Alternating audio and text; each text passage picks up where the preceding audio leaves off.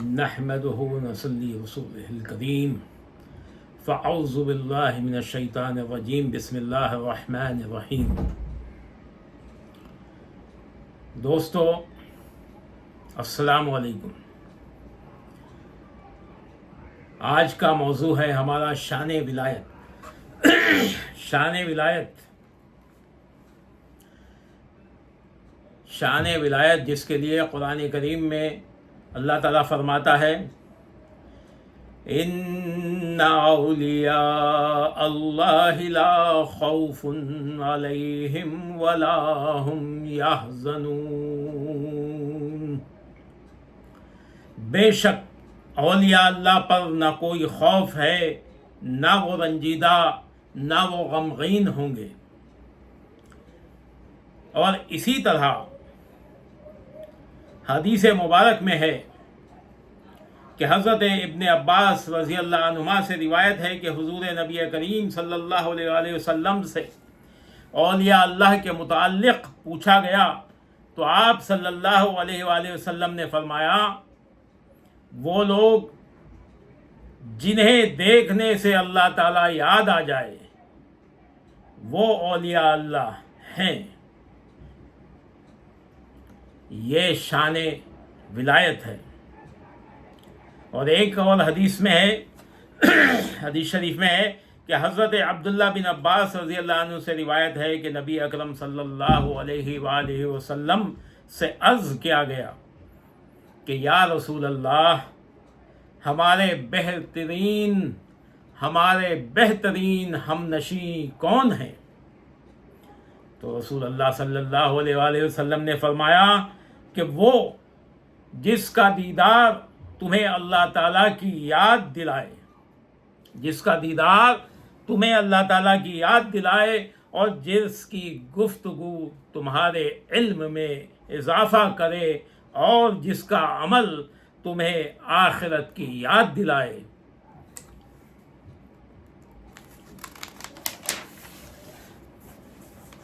ایک اور حدیث شریف میں ہے کہ ایک مرتبہ حضور نبی اکرم صلی اللہ علیہ وآلہ وسلم نے ارشاد فرمایا کہ قیامت کے دن ایسے لوگ ہوں گے جو نہ نبی ہوں گے نہ شہید ہوں گے مگر اتنے اونچے مقام پر اللہ کے قرب میں بیٹھے ہوں گے کہ جس پر قیامت کے دن نبی اور شہید بھی رشک کریں گے۔ سبحان اللہ، سبحان اللہ۔ صحابہ اکرام رضوان اللہ علیہم اجمعین نے عرض کیا کہ یا رسول اللہ صلی اللہ علیہ وآلہ وسلم خدا کے لیے ذرا ان کی وضاحت تو کیجئے، ان کی علامت تو بیان کیجئے تاکہ ہم ان کو پہچان سکیں کہ وہ کون لوگ ہیں جو اتنے اونچے مقام پر اللہ کے قرب میں بیٹھے ہوں گے۔ رسول اللہ صلی اللہ علیہ وسلم یہ سوال سن کر آپ کا چہرہ مبارک خوشی سے کھل اٹھا۔ پھر آقا صلی اللہ علیہ وآلہ وسلم نے فرمایا کہ وہ مختلف قبائل، مختلف شہروں اور مختلف علاقوں سے ہوں گے، وہ صفا قلب رکھتے ہوں گے اور قیامت کے دن جب وہ آئیں گے تو اللہ تعالیٰ فرمائے گا کہ ان کے لیے نور کے صوفے، کرسیاں اور ممبر بچھا دو۔ سبحان اللہ۔ اللہ پاک اپنے دست کرامت سے ان کو نور کے صوفوں پر، کرسیوں پر بٹھائے گا، ممبروں پر بٹھائے گا، پھر اللہ تعالیٰ ان کے چہروں کو نورانی کر دے گا، ان کے چہروں سے سورج کی طرح نور نکلے گا اور ان کے لباس نور ہو جائیں گے۔ ہر شخص قیامت کے دن جب تھر تھر کانپ رہا ہوگا، ان لوگوں کو اس دن نہ کوئی خوف ہوگا، نہ یہ لوگ غم زدہ ہوں گے، یہ لوگ بلکہ اس دن خوش ہوں گے۔ یہ سن کر صحابہ کرام ہیجان میں مبتلا ہو گئے اور سوچنے لگے کہ ابھی معلوم ہو، آگے معلوم ہو کہ یہ لوگ کون ہیں तब आका सल्लल्लाहु अलैहि वसल्लम ने पर्दा उठाया और ये आयत शरीफ आपने पढ़ी, अला इन्ना औलिया अल्लाहि ला खौफुन अलैहिम वला हुम यहज़नून।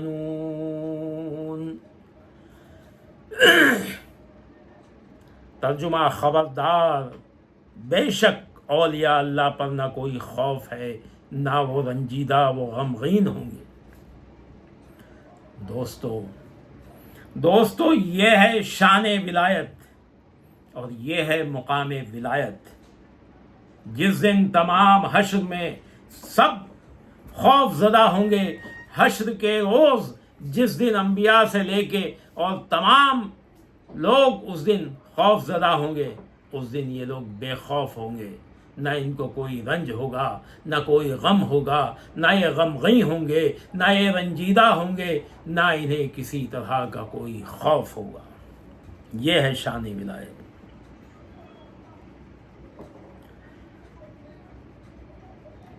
दोस्तों ये है मुकाम विलायत।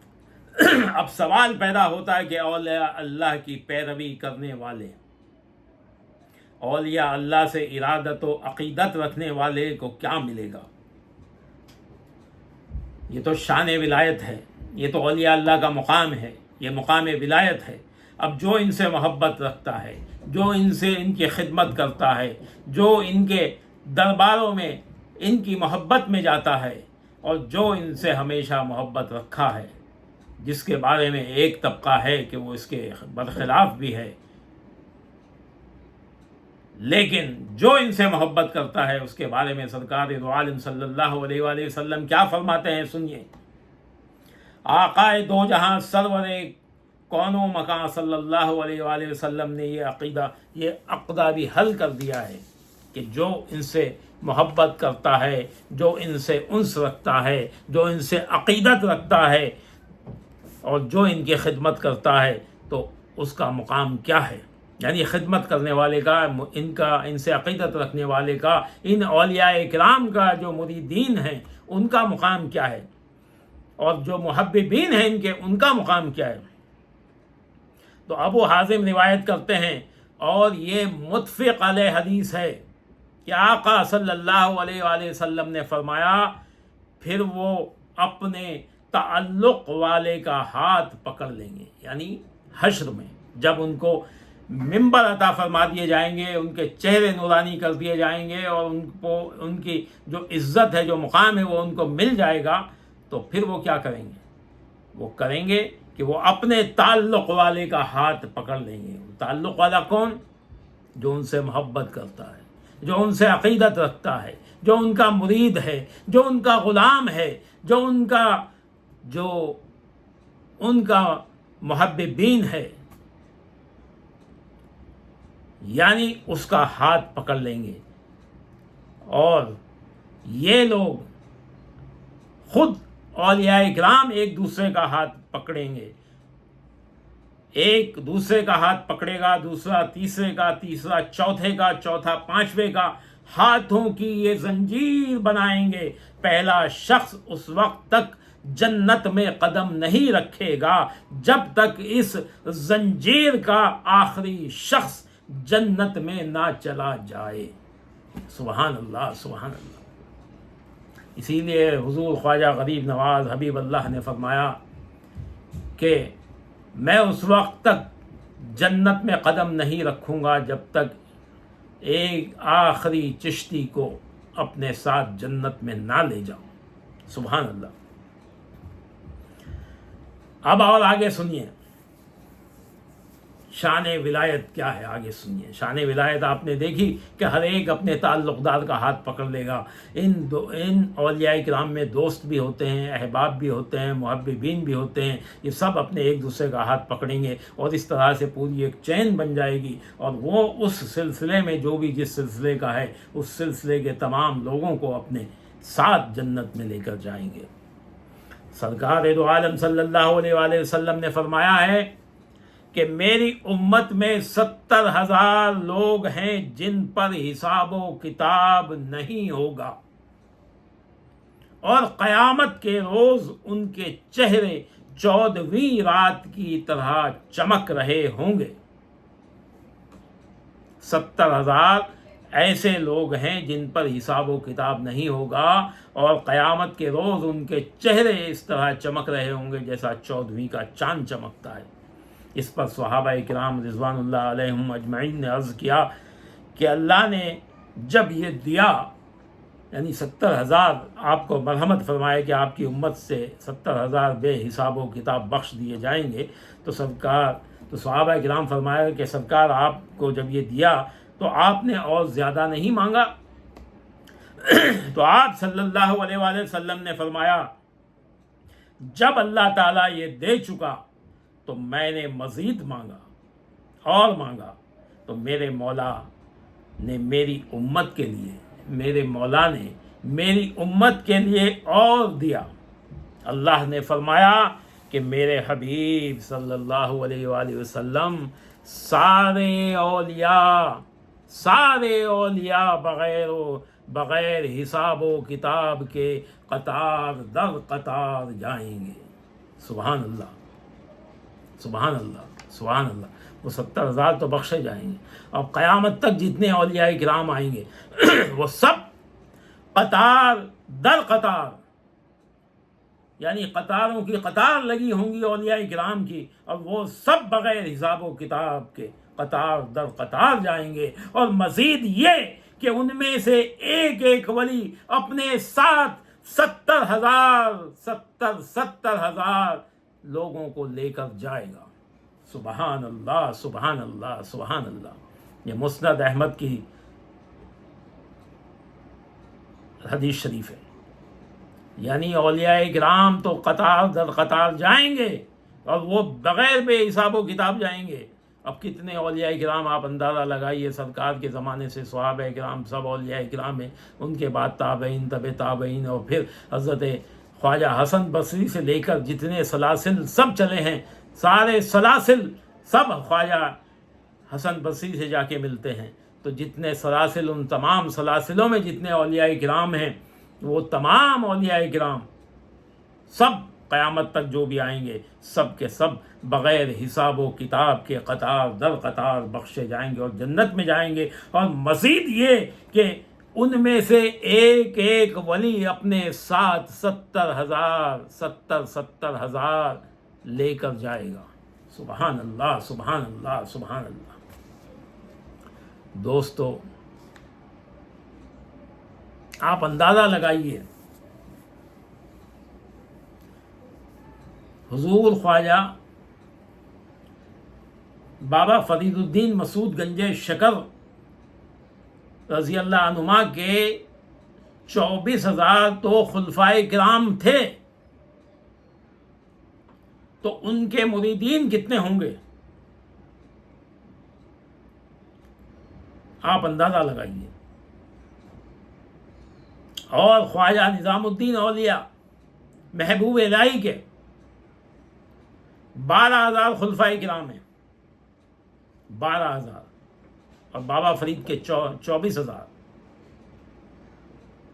اور خواجہ کل خواجگاں خواجہ غریب نواز حبیب اللہ کے ایک روایت کے مطابق 54 ہیں، 54,000 خلیفہ ہیں۔ تو ان کے خلیفہ اتنے ہوئے۔ یہاں ہندوستان میں دین ایسے ہی نہیں پھیلا ہے، ہندوستان میں جو غریب نواز نے دین پھیلایا ہے وہ ایسے ہی نہیں پھیلا ہے، ان کے 54,000 تو خلیفہ کرام ہیں۔ تو مریدین کتنے ہوں گے؟ یعنی 1,00,000 جتنے کو مسلمان کرتے تھے اتنوں کو آپ مرید بھی کرتے تھے۔ تو لاہور سے اور اجمیر تک آنے کے سفر میں 1,00,000 مسلمان آپ نے کر دیے تھے، 1,00,000 مریدین تو اس وقت بنا دیے تھے۔ آپ اندازہ لگائیے،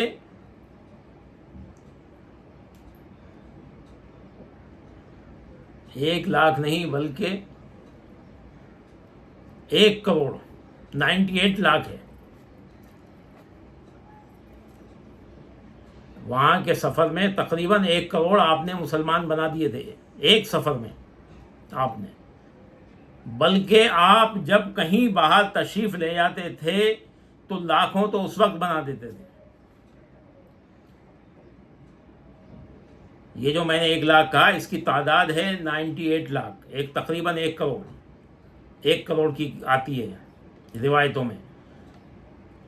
تو آپ نے اپنے زمانے میں، اور جب تک خواجہ نظام الدین اولیاء کا زمانہ آیا، جب تک ہندوستان کے اندر 4 کروڑ مسلمان ہو چکے تھے، تو انہوں نے اتنے مسلمان بنائے، تو آپ اندازہ لگائیے کہ ان کے مریدین کتنے تھے اور ان کے محبوبین کتنے تھے، ان سے تعلق رکھنے والے کتنے تھے۔ جب یہ جنت میں جائیں گے تو اپنے ساتھ کتنے لوگوں کو لے کے جائیں گے۔ تو دوستو، یہ ہے شان ولایت، اور یہ ہے ولی سے حسن عقیدت رکھنے کا مقام۔ کتنا بڑا مقام ہے کہ آپ تمام زندگی بھر ریاضت و مجاہدہ کرتے رہو، لیکن آپ کی کوئی گارنٹی نہیں کہ آپ بخشے ہوئے ہو، لیکن ایک ولی سے حسن عقیدت رکھنے کا مقام یہ ہے کہ وہ ولی آپ کو بغیر حساب و کتاب کے جنت میں لے جائے گا۔ جنت میں اس کے حسن عقیدت کی وجہ سے جو تم اس سے رکھتے تھے، وہ تمہارا جنت میں داخلہ مل جائے گا۔ اس کا مطلب یہ نہیں کہ آپ سب چیزیں چھوڑ کے خالی حسن عقیدت پہ بیٹھ جاؤ، کیونکہ اولیاء کرام کی جو تعلیمات ہیں ان پر بھی عمل کرنا ہوگا، اور حسن عقیدت صحیح ڈھنگ سے یہی ہے کہ ان کی تعلیمات پہ عمل کرتے ہوئے اور ان سے عقیدت رکھتے ہوئے، ان سے ہم زیادہ سے زیادہ جو اسلام کی تعلیمات ہیں، جو اسلام کے فرائض ہیں، جو اسلام کی سنتیں ہیں، جو اسلام کی نوافل ہیں، ان پر ہم عمل پیرا ہوں اور خدمت خلق کرتے ہوں۔ بہرحال یہ تو اس مسند احمد بن حنبل کی حدیث شریف سے یہ ہے کہ یہ لوگ بغیر حساب کتاب کے اپنے محببین اور اپنے مریدین اور اپنے چاہنے والوں کو لے کر جائیں گے۔ اب دوستو آگے سنیے کہ شان ولایت کیا ہے۔